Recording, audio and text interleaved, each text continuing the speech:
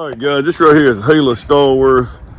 She drives the Alpha Ride, and this right here is a Model 3 Performance Tesla.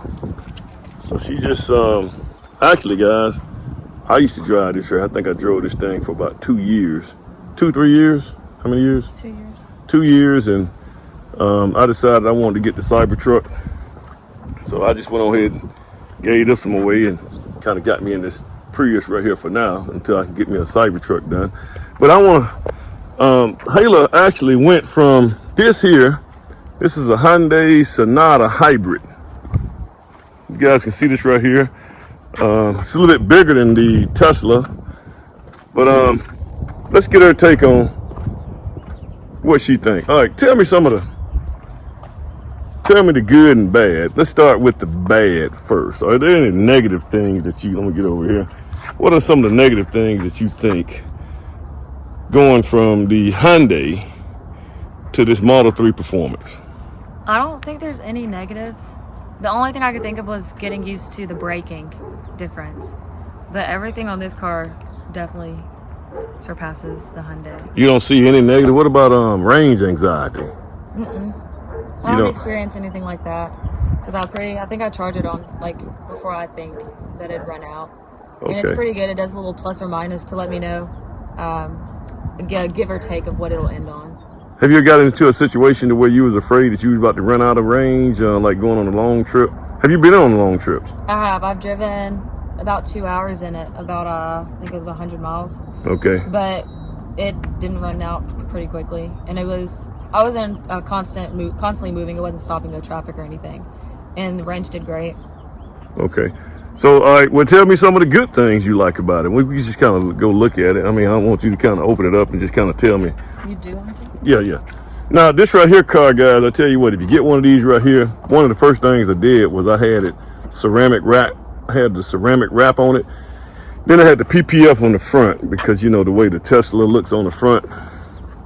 The way it looks on the front is smooth. So we need something to, to self-heal itself on the front. So we did that. But I also, had the windows tinted. So I probably spent about $3,000 just having all that stuff done. But you can't really hardly tell that the windows are tinted if the seats are white, because that white really shows up. But kind of walk me through some of the best things you like about it. I like how sleek it is on the inside. There's nothing except for the screen. Minimalistic? It's very minimalistic. Okay. So there's nothing on it except for that screen. Ooh, you got this thing kind of tight here, boy. I can barely get in here. Okay. So all you got is the screen, and you ain't dealing with anything else. You got enough room in the back? Definitely. There's no middle. There's no hump in the middle, so you can slide anything straight across the back seat. So I put my backpack back there, and it's pretty good. What about the acceleration on it? I haven't tried it out. I drive pretty slow, so I haven't tried out any of the performance features on the car. You kind of see you got the red calipers on it. They do look really nice. Yeah. Well, this right here don't look like, does it look like any of the other Teslas that you see riding around, the Model 3s? It looks, compared to other Model 3s, I think this one is definitely the sleeker version. And it's very minimal in the sense that none of the emblems stand out. So the handle on the door isn't, like some of the ones are silver. Mm-hmm. But I like that these blend in and they are blacked out. Smooth to the door as well. Yeah. I think a great feature is also the app. So like I go from campus and I need to carry things to and from, and so I can unlock the car and open the trunk before I get to it, so I don't have to set everything down, then open the trunk or open the door. Okay, so you like using that app? Mm-hmm. I use the app majority of the time. Okay, so you just walk up to it and it opens up. Have you had any problems with it didn't open? You haven't had any problems just yet? What about pulling into the house, making it automatically? What about the garage doors and stuff like that? I do like that feature as well. As soon as I come down the hill, it'll open the garage, and also I back into the garage, and it'll tuck my mirrors in on both sides, and I have it to where at the bottom of the screen it'll show me how close things are. It'll give the camera, it'll show me the proximity since I did close my mirrors in. So this is a big step going from that Hyundai to this right here. And there's nothing to worry about in this car. Like I don't have to worry about getting an oil change or checking my tire pressure. That's another one, the feature that's already on it. It'll tell me the tire pressure for me instead of having to take the caps off and do it like I had to do for the Hyundai. But I don't have to worry about anything. All right, would you ever go back to driving a gas-powered car? Do Not you? at all. You don't feel like you'd ever go back to that, do you? So It's just more inconvenient to drive. you don't miss going to the gas stations and stuff and No. filling up? Not at all. Wow. Okay. Well, there you have it, guys. We'll get more to come. Like I said, she's a UAB Blazer cheerleader. And once again, guys, like, share, subscribe, and hit the bell button. You can see my dog. He going too. All right, you guys have a good one. All right, guys, here I go again. This is Emmett Stallworth, your Alpha Builder. And some of you guys may be asking yourself, what does a electric vehicle have to do with your house? Well, I'll tell you, I think eventually, when everything gets right, all of it is going to be working with one another, and it's going to be seamless.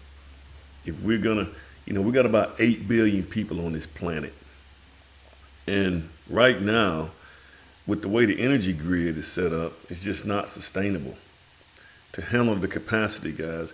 When you have these big major power plants and they so far away from where it's producing power for, and sometimes, you're looking at maybe 100 miles away, and those power plants, by the time that energy gets to you, you done lost almost 70% of that energy through those power lines.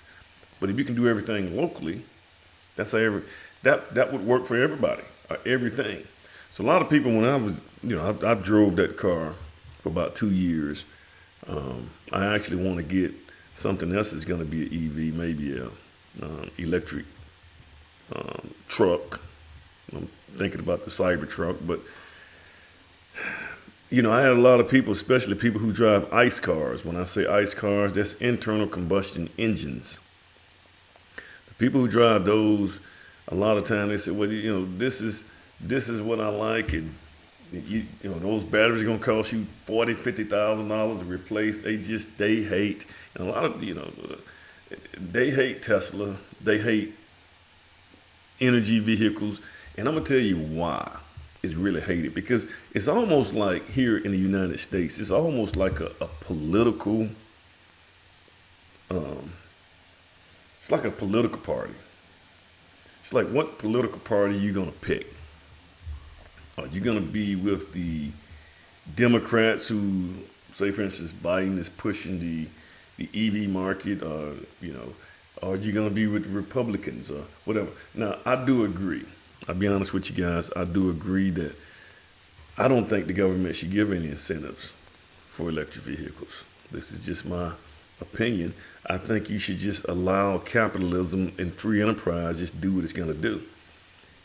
If people want EVs, don't force them to get, don't force them to buy EVs by making all the companies turn to EVs.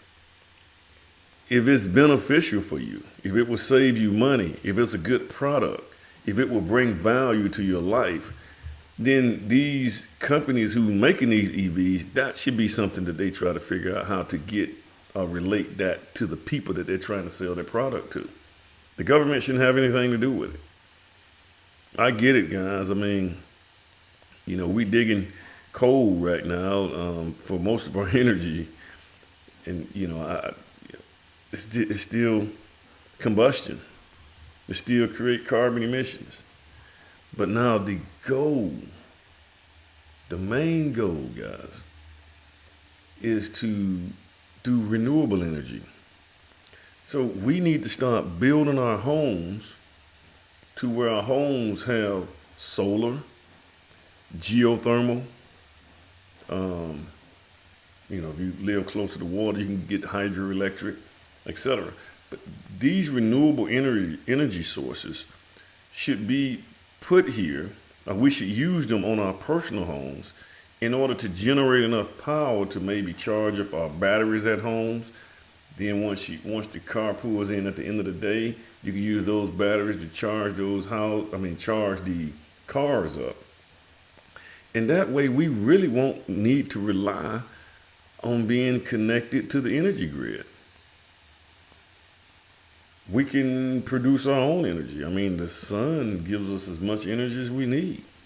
The earth, there's a consistent temperature of around 65 degrees. And if you go deep enough, you go about 100 miles deep in the earth, you get this consistency of heat. We can take advantage of that. We're not there yet because right now, you buy solar panels, before it'll pay off.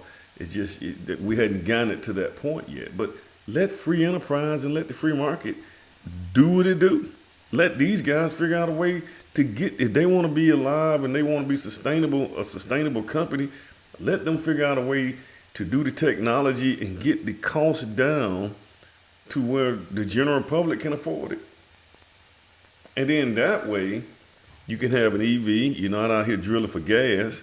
You can have your own EV, and you can use that to, you got your renewable energy. You got your batteries at your house.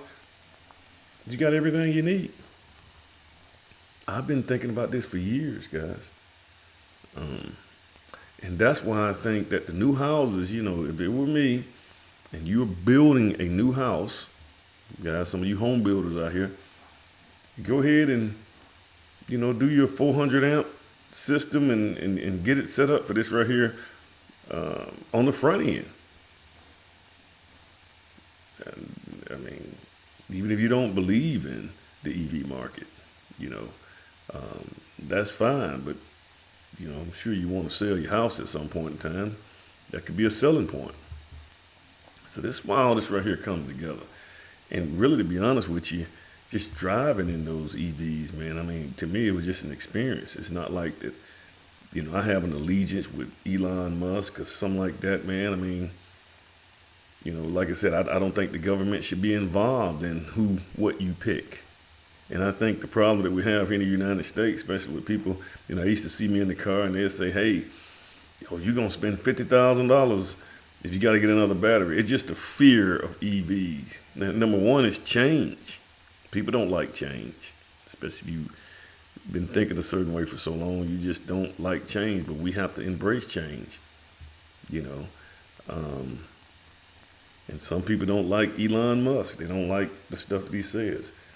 With that being said, there's another car company that's coming. BYD, Chinese electric vehicle company. I guess people would be happier if they become the leaders of the market, and because it's coming, But in the United States, it's more of a political thing. It's almost like a political, a political side that you're gonna pick, and people don't want the government to just shove. People are getting tired of the government just shoving things down our throats. So, guys. This is where we're at now, and I think that if you build your home with these things in mind already, you can actually move off the grid. You can actually get it to where these power companies are not controlling you. And you're looking at your power bill every month, and you're spending $300-400 a month on power bill. All right, guys, like, share, subscribe, man. Make sure you guys hit the bell button so you can be notified when I, next time I do a video. And, if you guys have any other topics you guys want me to talk about, put some in the comment section. Let me know what you want me to talk about or discuss. Once again, thanks. You guys have a good day.